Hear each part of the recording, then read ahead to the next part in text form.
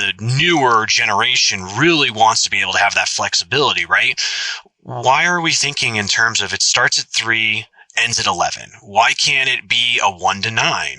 Why can't it be a 10 to 8? Maybe it's I only need a Monday through Thursday and I'm doing a 4/10s, similar to what kind of nurses deal with. Maybe it's 3/12s. That's actually an FTE equivalent, right? So that's how you can actually fill a weekend shift. Most people don't want to work weekends. I used to love working weekends because I used to do 3/12s. It was fantastic.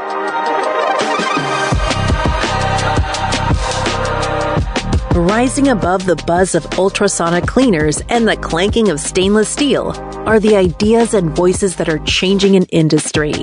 You're listening to the Beyond Clean podcast, the central nexus for the people, processes, and products that are improving our sterile processing world. Each week, we speak with frontline technicians, CEOs, engineers, and entrepreneurs with a common goal to help you fight dirty every instrument, every time. Whether you are tuning in for education or inspiration, we're glad you did. Now turn on those washers and turn up the volume. It's time to go Beyond Clean.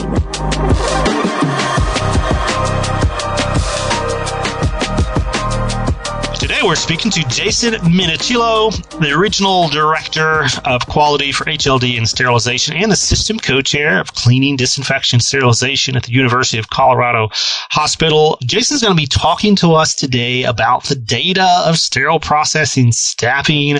We're going to be diving into things like, hey, what is FTE anyways?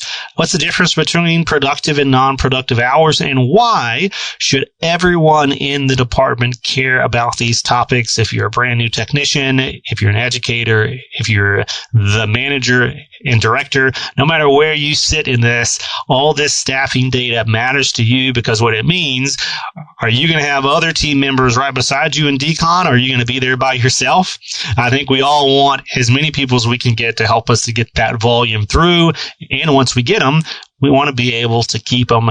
So we need data to have those conversations. So hang here with us. We'll be right back to start this conversation with Jason Minutillo.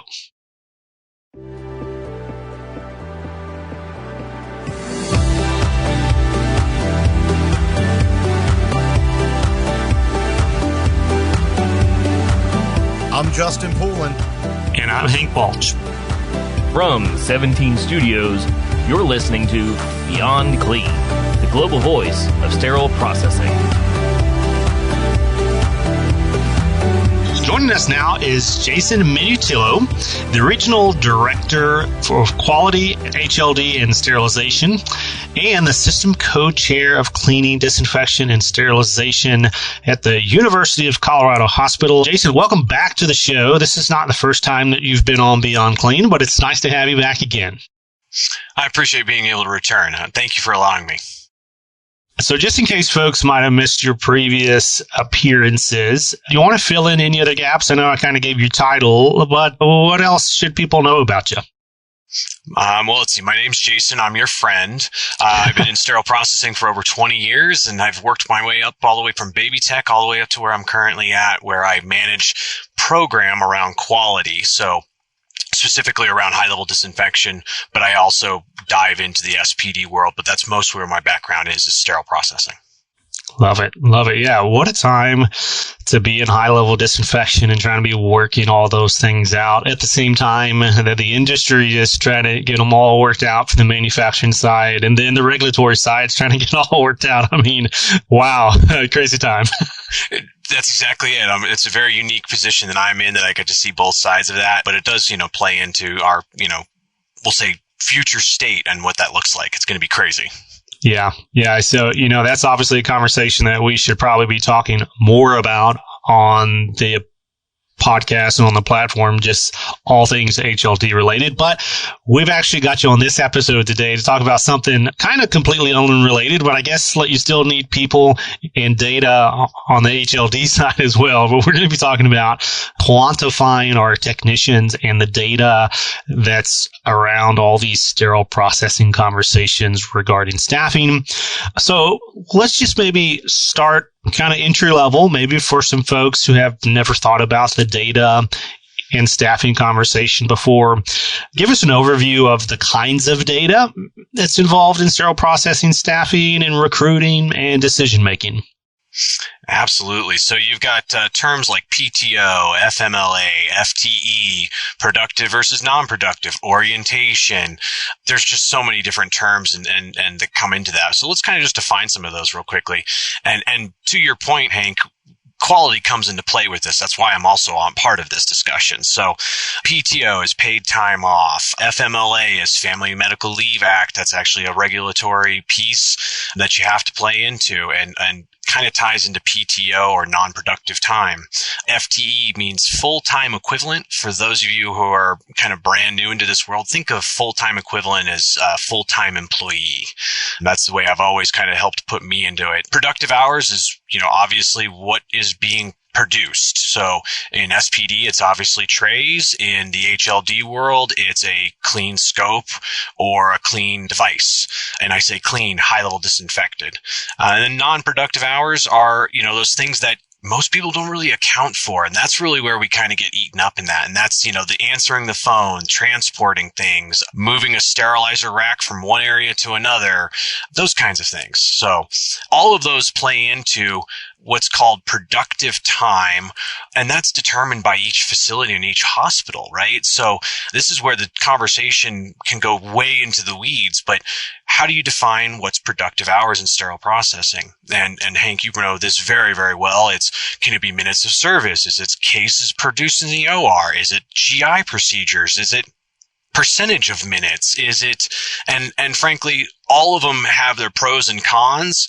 I think there's some more pros to cons and some of the other ones that we'll talk about later, more around, we'll say, tray production and more along the lines of instrumentation inspection, but that's something that we can go into further.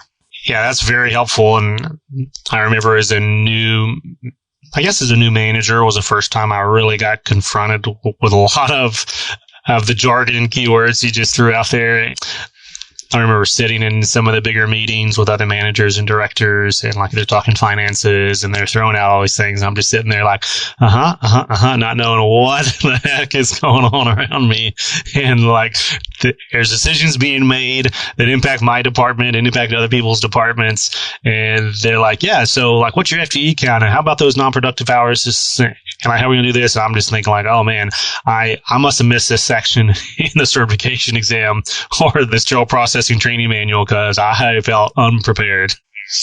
So did I. I mean, that's really what it boils down to, is just being exposed to it, right? But yeah, you kind of sit in there initially to faking it till you make it. But unless you have those questions and raise those questions and you have a friendly place to ask those questions, whether that's a higher supervisor, higher manager, director, business manager, partner, whatever the case may be, you can get lost very, very quickly. Yeah. So the first takeaway maybe from this interview is, if you are like me or like Jason when he first got started and this is all still foreign to you, obviously you want to finish this interview. So hopefully we'll have some takeaways that'll kind of enlighten you a little bit more, but also try to find someone in those categories that Jason mentioned that's just like a safe person to ask and say, hey, I'm just going to be transparent. I don't know what's going on with this. Can you help kind of walk me through the budget, the recruiting, the paperwork, just all the jargon, because it is important. And the more you're able to converse in this language and with this lingo, just the more confident you're going to appear in those meetings and the better you're going to be able to advocate for what your team actually needs. So it's annoying, but it's the language of the industry. So it's really important that you learn it, especially as a department leader. So I'm kind of talking about some keywords here and some concepts. So let's start talking about, how does this kind of data and the categories of data that we just threw out there, how does it inform the strategy and the productivity, like your approach to productivity and efficiency of a sterile processing department? Like, what are we doing with these kinds of data? Well, to take a step back, first off, most of these supervisors, managers coming in are probably just told this is what your FTE count is, and this is what your productivity standard is, whether that's trays, percentage of minutes, cases in the OR, whatever that case may be. So you have to first off establish what the productivity measure is to then determine what your FTE counts. Again, how many staff are you allowed to have? And so it's really initially a conversation with a business manager or finance and one of those personnel to find out. But that's what drives how you staff your department. We'll give examples. I'll try to be as brief as possible with those examples, but maybe you're a department that's based on cases produced. So, okay, you've got 100 cases. You're allowed 1 FTE for every 5 cases. So figure that out. That means you're allowed 20 people. Now, 20 people doing all of that work. Those of you who are brand new into the world, you're producing anywhere between 5 to 10 trays per case. Is that enough FTE? That's for you to kind of determine. And again, you're coming in, you got to be able to, first off, learn the language, but then be able to push back on when those inefficiencies pop up, those non-productive hours, those non-productive time wasters, answering the phone, running to the OR, running upstairs, maybe in relation to where you're sitting. Maybe you're 3 floors away from the OR. That's a long way. Maybe you're across campus. That's what we had to deal with here at UC Health. We have literally a tower where we don't even have an SPD in there. So they have to transport everything across about a half mile, a quarter of a mile back and forth. So, you got to take that into consideration. So, but that's where it starts. That productivity metric, like I know, that's one of the many metrics that we're going to talk about, but you're right. That's kind of the keystone to all these conversations. They're all either coming from the productivity metric or they're kind of feeding into the productivity metric. And on the frontline perspective, like as a technician, we hear productivity and that just means, well, we need to work faster, basically. But from the leadership perspective, as you kind of alluded to, it really comes down to strategy. Where are we deploying our worked hours, and not how long is it taking us to do these things, although that's important, but how long should it be taking us to do these things? And how can education or, process improvement impact that speed and that efficiency that you kind of brought up? So all that, it's all working together, but we're coming at it from different perspectives. Well, you just nailed it. It's a double-edged sword. Ultimately, like I said, you don't want to have wasted time, but you don't want to have you be so productive that you're not getting everything done in that regard, right? So you have to have that fine balance. But yeah, like I said, it's that double-edged sword that you talk about, and it's playing into that. A lot of frontline staff look at it as I have to do work faster. Managers and leaders are looking at it as how do I use the current staff to do what I'm supposed to be doing, and how do I make it more efficient? Right. And, in our other interviews, we've talked around automation and robotics, understanding that people are not machines. So just because you're able to run a particular level of productivity for a long amount of time doesn't mean that you can do that for 6 months straight or for 12 months straight without really grinding people down, and they either leave or they tune out, and you still see that drop in productivity, and then everyone's freaking out like, what's going on? Well, it's because we were treating them like numbers instead of people. But speaking of numbers and people, this kind of brings us, to this first category of data around full-time equivalents. They're obviously crucial to managing staffing in a budget that you already have, but they're also important for the recruiting side, like how many people or, what's the head count that you're able to recruit into. So can you explain how FTEs are used in staffing these sterile processing and HLD departments? How does understanding these FTEs help us to make better staffing decisions? Man, that's a big question. So let's unpack it a little bit. With regard to, again, FTEs, productivity standard, that's how you maximize what that looks like. So how many staff can you have?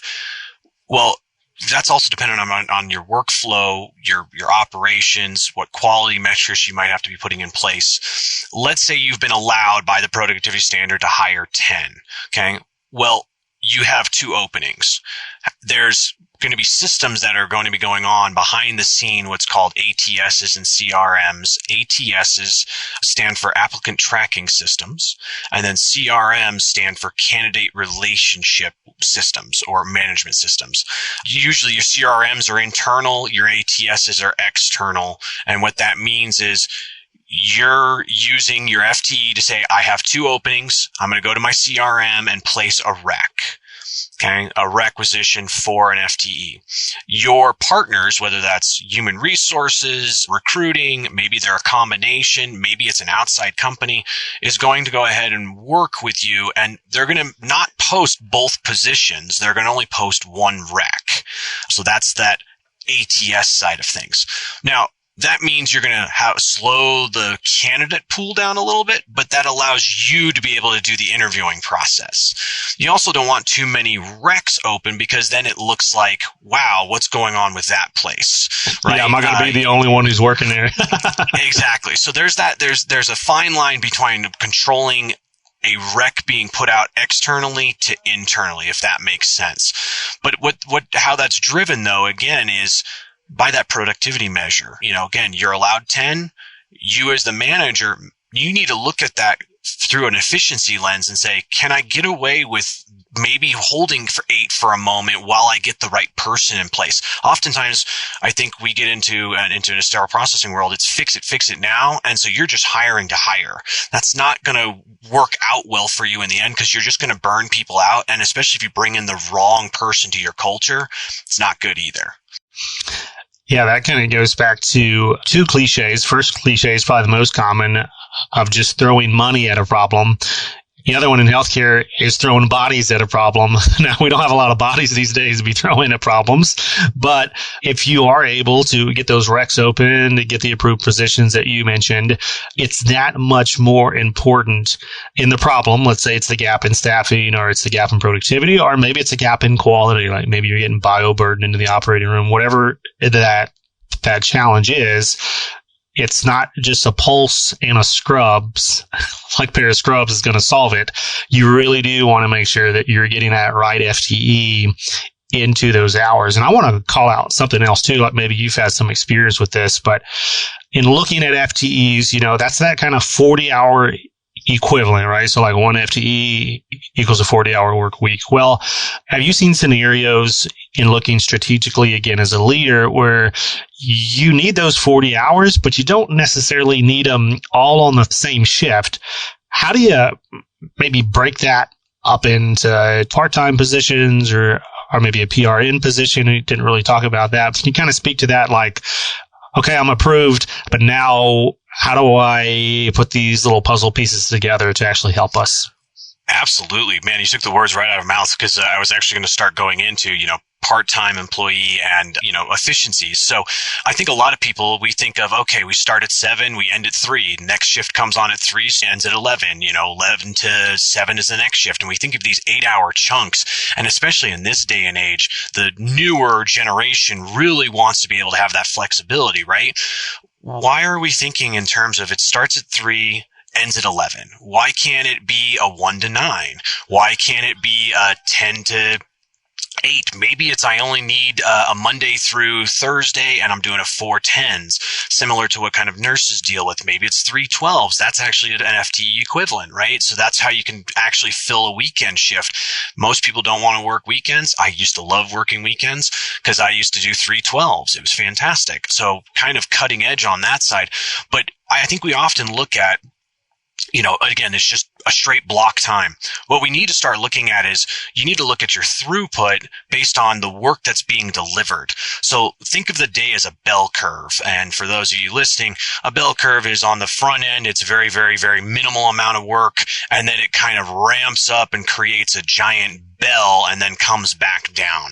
So most of your work is going to come in the middle of the day, depending on when your start times are for ORs and GIs and other areas. So why are we staffing 6 people at the beginning of the day at 6 a.m.? We should be staggering those starts and moving those. So you could do the same thing with even with part-time employees. Maybe they can only do 20, but could you have them do 4 hours, 5 days a week? maybe fill that gap for lunches. I've done that in the past where I've had my part-time person come in and literally cover for lunches 5 days a week, 4 hours a day, 12 to 4.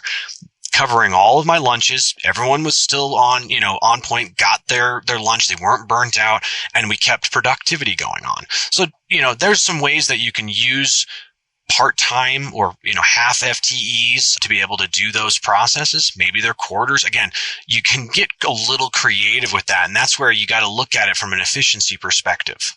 So, yeah. I mean, that's a challenge to the status quo of staffing.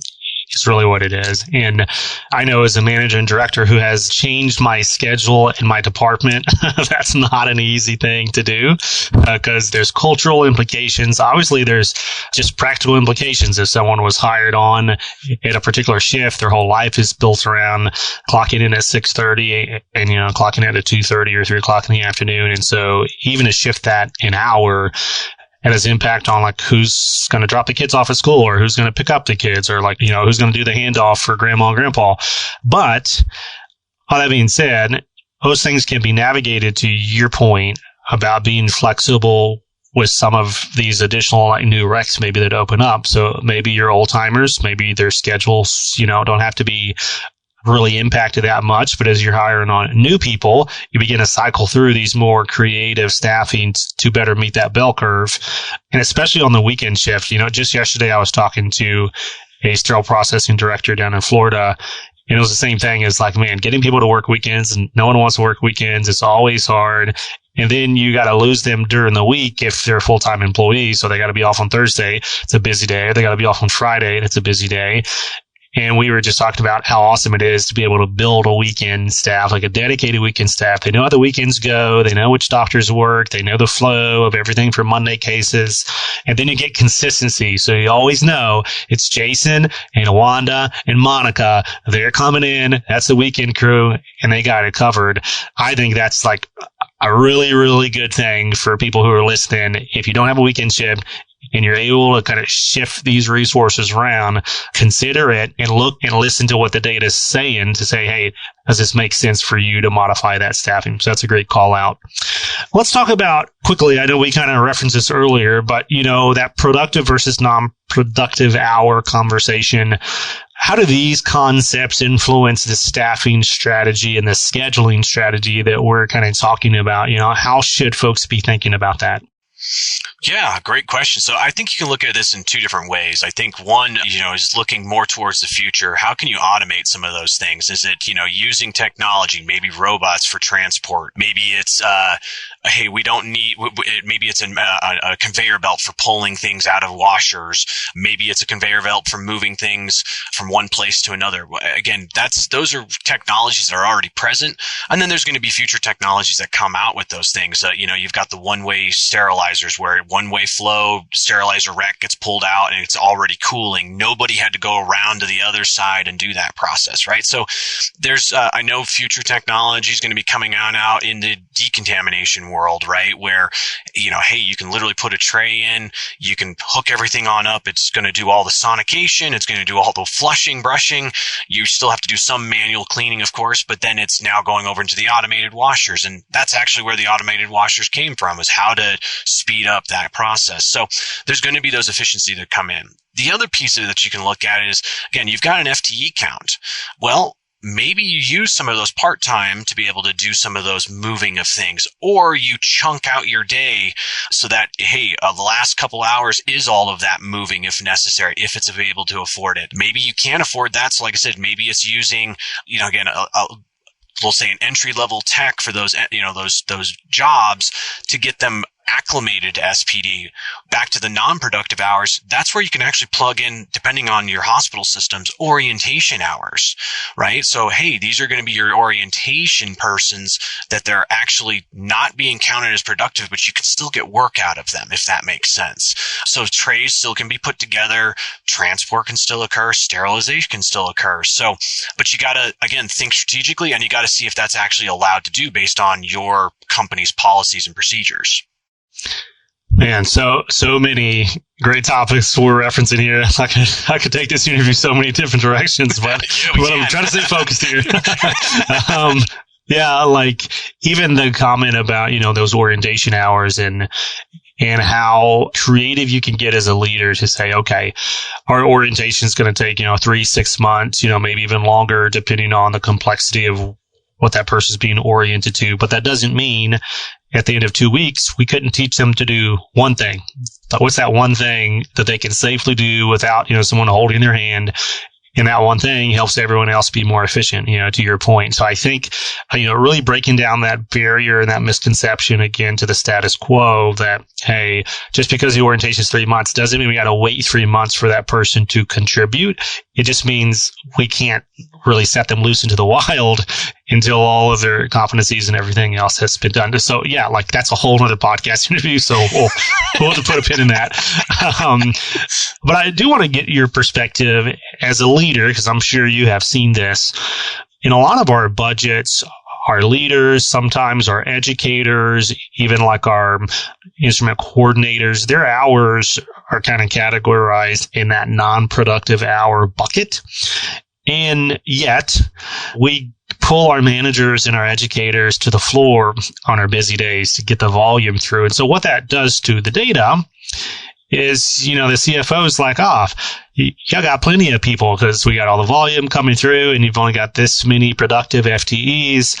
But what they don't see is, the manager hasn't been in their office for the last 3 months and the educator hasn't done any educating for the last 6 months because they've been right there on the floor, elbow to elbow, just trying not to get buried. So have you seen that happen in the space? And how do we use the data to show that that's not a sustainable solution either? Well, so if you haven't seen that, you probably haven't been in this world very long.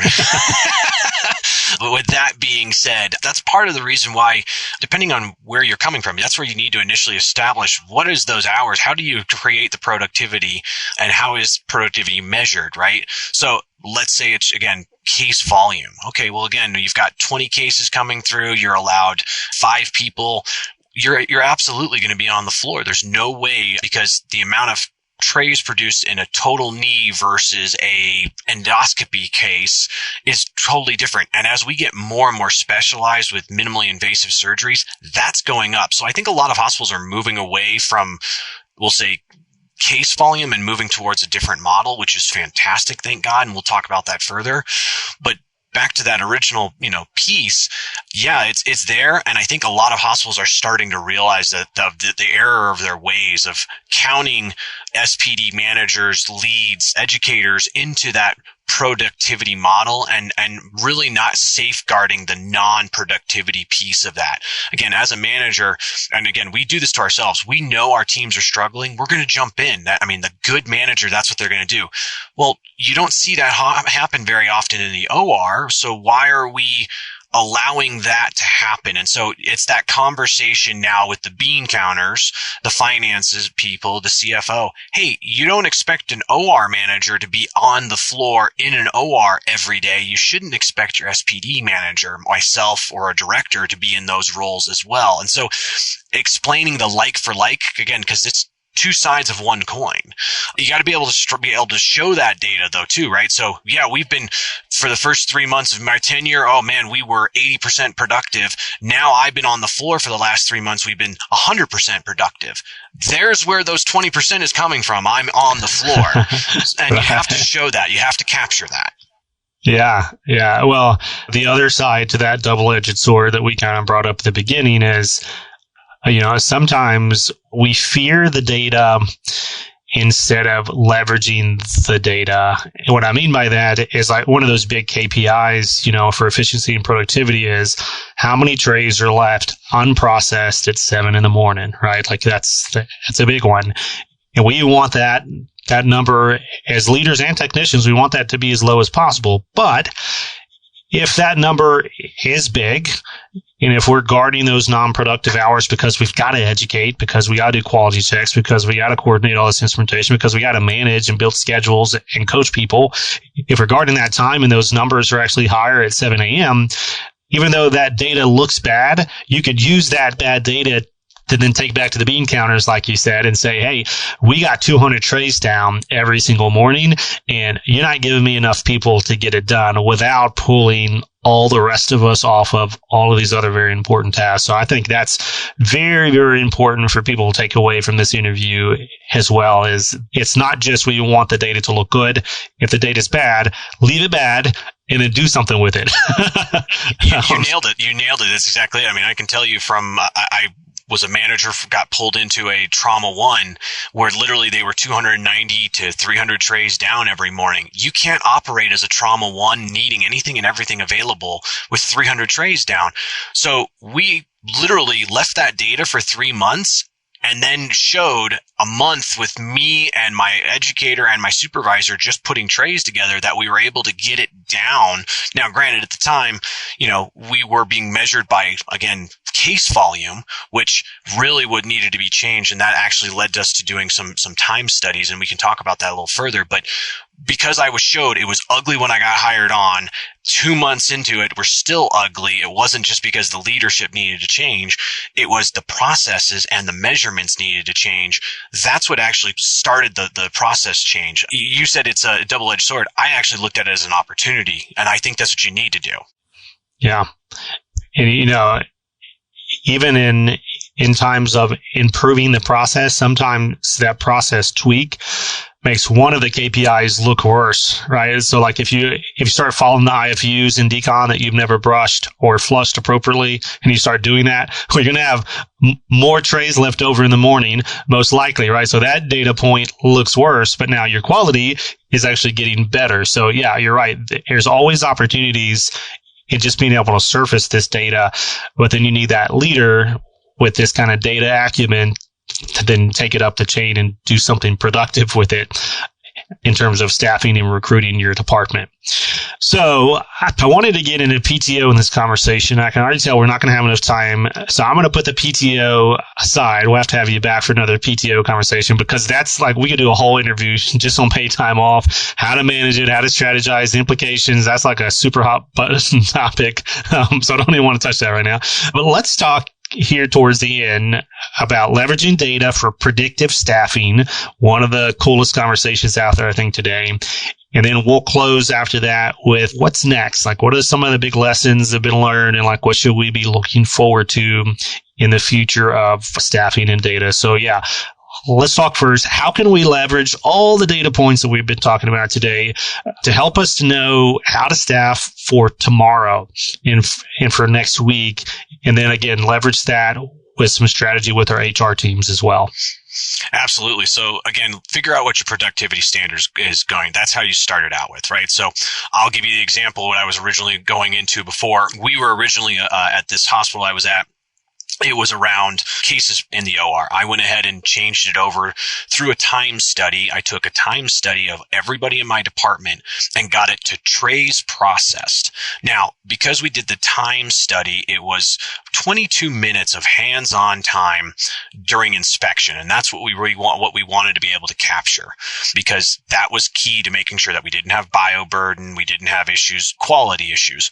So with that equates to roughly 3 trays per hour per tech. Okay. Now you can start doing predictive modeling, right? So we're currently doing 10,000 trays. Well, in a month, we're going to be bringing on 3 brand new heart surgeons. Number one, I'm going to meet with that team, that heart surgeon team, the all 3 surgeons, and find out, can they use the instrumentation we currently use for their procedures? Number one. Number two, if they can't, do we need to build new trays? Does that includes training aspects behind it and the whole 9 yards? But ultimately, at the end of it, let's say 3 months from now, I'm going to be processing 13,000. I now have the ability to calculate how many FTEs, full-time equivalents, that I need to be able to do that. That's where you want to get to. That's, a good year of work to get it done. Like I said, that's where the predictive modeling comes in. So now, I've got a person giving notice. Well, now I can go right to my, human resources and say, I've got to put a rec in. I want to fill this one. I also need to put another one behind that because we are expecting 5 more surgeons coming in. And that means my volume is going to go up to 5,000 trays on top of the 10,000 I'm currently doing. That's how we actually predictively not model. Now that's how it worked for me. I know that there's others that use percentage of minutes, some that use, instrumentation processing. So how many instruments you process. Those are all things that you still got to figure out what an average employee or average tech can do to be able to start that. So you should do some sort of time study within your department, even if you already know what the productivity measure is, because that's the starting point and the starting discussion. Does that help? Yeah, it does. And like even your comment about, hey, we're getting new surgeons in, which probably means additional volume, which with volume means additional trays, which means I'm going to need some hours coming from somewhere to help to reprocess that. And I can't tell you how many times that conversation does not get connected to onboarding new surgeons, to what's the impact going to be to sterile processing, both for the staffing piece and then obviously for the instrumentation piece too. We're like, hey, you got 3 new surgeons. Awesome. What trays are they going to use? Oh, yeah, the trays everyone else is already using at the exact same time. This is probably not going to work. So, yeah, predictive staffing and then predictive inventory, all of that is huge there because now we finally got the data to be smart about it. So, fantastic conversation here, Jason, but I want to end on the future. And today, what the data can tell us high level, but also what would you like to see maybe next 5-10 years to be able to do to leverage as a department leader around this staffing data conversation that we've had today? Absolutely. So I think this is twofold. One, I'd love to see the industry as a whole come some sort of standard with regards to comparison of we'll say FTE production and budgeting and the whole 9 yards. So again, is that minutes? Is that percentage of trays? I don't know. Like I said, that's something that has to be determined, but I think more and more are moving away from a case standard, which is fantastic. That's really going to help in terms of an apples to apples comparison, because I know everyone on this or everyone who's listening has been in those meetings where it's like, well, the hospital across the way is able to make it happen, and you're going, yeah, but they're not measured the same way. So that's number one. Number two, I'd love to see what the automation piece comes in and how that starts affecting, we'll say, the non-productive hours. But I also want to make sure with that we are guarding those non-productive hours, because again, we really do need to be standing tall and strong as managers, educators, supervisors, directors, that we shouldn't be pulled into that FTE matrix to be able to do things, because otherwise you're going to have quality suffer, and from there education, and now you're going to have burnout. So that's what I think. Well, terrific insight this year today. I think we hopefully challenge a lot of folks to think outside the box when it comes to staffing. We definitely introduce a lot of very important concepts. So if anyone's listening, Jason, and they're not already connected to you, or maybe they have some questions for you after the show, what's the best way for them to track you down? Probably LinkedIn is probably the best, or you can email me at UC Health, but LinkedIn's probably the best. Jason Minutillo. Okay. All right. Well, thank you for coming on the show today and for being so passionate about this topic. Absolutely. It was a pleasure. Thank you again.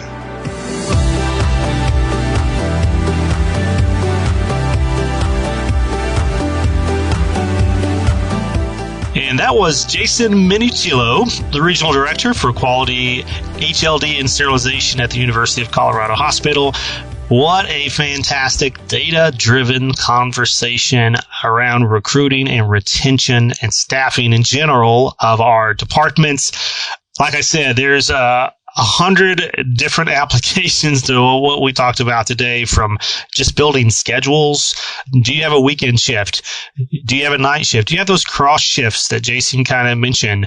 What does it look like to advocate specifically for those specialized positions, those leadership positions like supervisors, educators, instrument coordinators, to keep them off the floor in order to do what their job is required to do?